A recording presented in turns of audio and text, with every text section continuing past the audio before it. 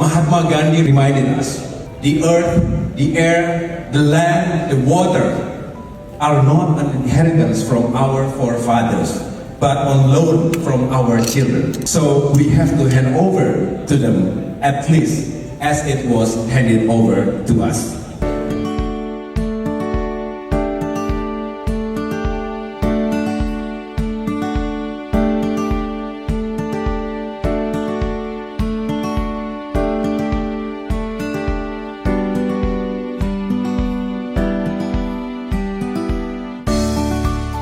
By 2050, we will have to deal with land and water scarcity.